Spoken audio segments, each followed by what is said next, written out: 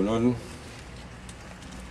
alkate jauna, Getxoko zinegotziak, agintariak, egunon eta ondo etorriak Bizkaitik ezagutzaren zentrora.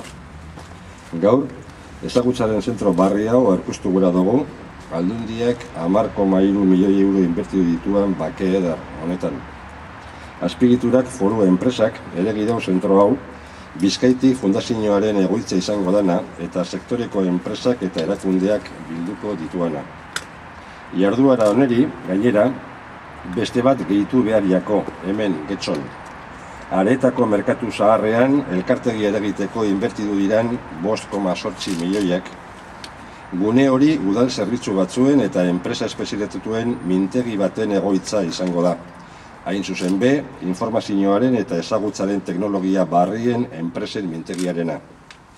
Eraikina bera ikusgarria da, baina garrantzitsuena barruan gordeko dabena da. Informazioaren teknologien bitartez, toki administrazioak modernizatzeko zentro bat, bere alorrean erreferentzia internazionala izango dana.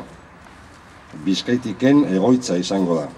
Aldundiak 25 milioi euro inbertituko ditu proiektu honetan eta hementxe garatuko da, Getxon. Bizkaitik erabili daikegu etorkizuneko Bizkaiaren alde egin dugun posturiaren adibide legez, ze postura hori ezagutzan, teknologian, zientzian eta barrikuntzan oinarritzen data. On barriz, postura hori errealitatea da, aurrera egiten da eta fruituak emoten ditu 2 urte geroago. Dagoeneko, 200 lagunek egiten dabe behar Bizkaitik proiektuan edo proiektuarentzat. 75.000 lagunek aktibau dabe dagoeneko euren bizkaia.eu posta elektronikoa.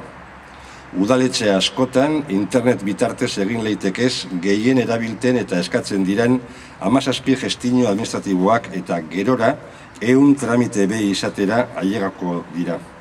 Eta azkenik gaur arte, 70 udal eta mankomunidade baino gehiago lotu jakoz askatasunez Bizkaitik proiektuari. Beraz, bagabilz gure helburua nagusia betetzen. Bizkaia eredu internazionala izatea, teknologia barriak udal administrazioan aplikatzen.